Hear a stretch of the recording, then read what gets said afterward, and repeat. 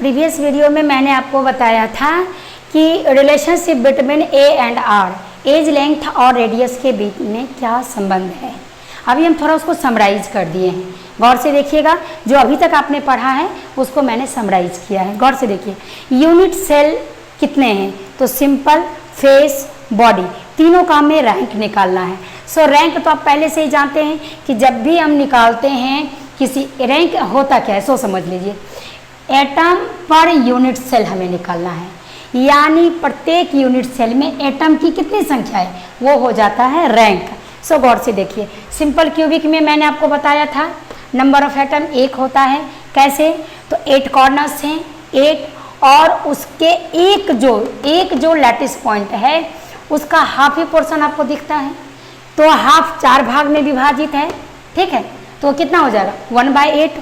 सो मैंने लिखा है 8 × 1/8 इज इक्वल टू 1, यानी रैंक इसका क्या निकला, एटम पर यूनिट सेल 1। अब आ जाइए face centred cubic unit cell में रैंक क्या निकलेगा। चूंकि फेस में 6 फलक होते हैं, फेस में क्या होते हैं 6 फलक होते हैं, और 6 फलक में आपको एक लैटिस पॉइंट होते हैं, एक लैटिस पॉइंट होते हैं। सो नंबर ऑफ यूनिट से निकालने के लिए हम क्या करेंगे कि सिंपल की तरफ पहले लिखेंगे 8 × 1/8 + 6, और ये 6 जो आपको ये जो फेस दिखाई दे रहा है ये आधा ही गोला आपको दिखाई दे रहा है, आधा गोला यूनिट सेल के अंदर है, तो ये लिखेंगे हम लोग हाफ, यानी 6 जो है फलक उसमें आप हाफ ही भाग को देख रहे हैं गोले को, है ना। तो ये 2 3 जा 6 कट गया, 8 8 कट गया, यानी 1 + 3 = 4 मैंने निकाला रैंक, यानी atom per unit cell face का कितना निकला 4 निकला। अब आ जाइए आप बॉडी में, देख लीजिए बेटा, बॉडी में हम आ रहे हैं, एक एडिशनल लैटिस पॉइंट इसके बॉडी के अंदर होता है। सो लिखेंगे वही 8 × 1/8 + 1। सिंपल क्यूबिक यूनिट सेल का जब भी हम रैंक निकालते हैं तो 8 × 1/8 तो लिखते ही हैं, तीनों में लिखेंगे, और तीनों में क्या एडिशनल है उसको देखेंगे। तो फेस का मैंने कर लिया, अब है बॉडी, बॉडी का आपका एक यूनिट सेल एडिशनल है, सो मैंने +1 कर दिया, 8 8 कैंसिल, 1 + 1 = 2। देखो यहाँ मैंने 2 निकाला। अब आप गौर से देखोगे बेटा कि एटम पर यूनिट सेल यानी मेरा रैंक निकल गया। हम इसे समराइज कर रहे हैं, इसे मैंने बता दिया है। अब गौर से देखिए रिलेशनशिप बिटवीन जो ए एंड आर है उसमें ए इज इक्वल टू 2r मैंने सिंपल क्यूबिक यूनिट सेल में निकाला था। अब देखिए आर निकालना है, रेडियस आपको निकालना है, तो कितना हो जाएगा r is equal to a/2।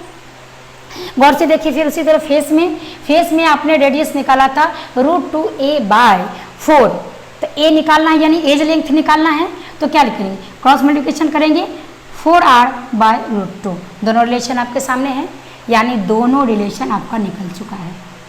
गौर से आप देखेंगे सही आपका निकल रहा है। एमसीक्यू क्वेश्चन में एक फॉर्मूले से आपका क्वेश्चन आएगा, सो गौर से इसे याद करना है, समझ लेना है, ताकि एमसीक्यू में कहीं फंसना नहीं। अब आ जाइए body centred cubic unit cell में आपको रेडियस निकला था r is equal to √3a/4, और उसी का अब हमको एज लेंथ निकालना है, तो क्रॉस मल्टीप्लिकेशन कर लेंगे, ठीक है, 4r/√3। इतना तक क्लियर हो गया, समझ में आ गया। बस कुछ नहीं है, थोड़ा सा एकदम अपने फोकस को करना है, अपने टॉपिक की ओर फोकस करना है, समझना है, थोड़ा सा कंसंट्रेशन पावर को बढ़ा के यहाँ रखना है, क्योंकि जब रिलेशन निकल जाते हैं तो न्यूमेरिकल बनाने में बहुत ही आसानी होती है। अब हम लोग आ जाते हैं percentage of packing efficiency. Packing efficiency गोले के द्वारा जो आच्छादित स्थान होता है उसे हम निविड़ क्षमता कहते हैं। तब देखिए इसमें सिंपल क्यूबिक यूनिट सेल में गोला जो स्थान को आच्छादित किया है वो आपका 52% है, वो आपका 52% है। तो गौर से देखिएगा कि 100 में जब 52 आप घटा लीजिएगा तो कितना बचेगा 48, तो 48% आपका निकल गया। रिक्ति यानी रिक्तियों का जो परसेंटेज है वॉइड होता है रिक्ति, है ना। गोले के द्वारा जब आच्छादित स्थान के बीच में जो खाली स्थान रह जाता है उसे रिक्ति कहते हैं। हम अगले वीडियो में आपको वॉइड भी बताएंगे, टाइप्स ऑफ वॉइड बताएंगे, पैकिंग इफिशियंसी हम आपको तीनों बता देंगे।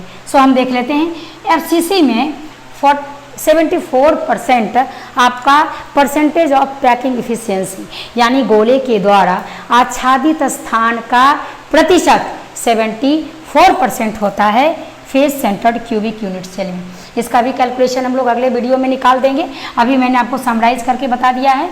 तो आप देख लीजिए कि 74% यदि गोले के द्वारा आच्छादित स्थान है तो रिक्तियाँ कितना बचेगी, 26% बचेगा। ठीक है, अब हम लोग आ जाते हैं body centred cubic unit cell में। Body centred cubic unit cell में आप फिर से देखेंगे कि ये जो आपका दोनों का रिलेशन निकला है उसमें आपका जो गोले के द्वारा आच्छादित स्थान है वो 68% है। ठीक है, अब आपको कितना रिक्ति बच गया, तो 32% रिक्ति बच गया। इस तरह से मैंने आपको बता दिया। टोटल अभी तक मैंने जो पढ़ाया था उसको मैंने समराइज करके बता दिया, क्योंकि इसे MCQ क्वेश्चन बहुत ज़्यादा आता है और ये चैप्टर आपके लिए इसीलिए इतना इंपॉर्टेंट है कि packing efficiency, properties of solid, void, ये सबसे आपको क्वेश्चन आता है। सो बेटा हम अगले वीडियो में आपको बताएंगे packing efficiency of the particles. तब तक के लिए टेक केयर, थैंक यू।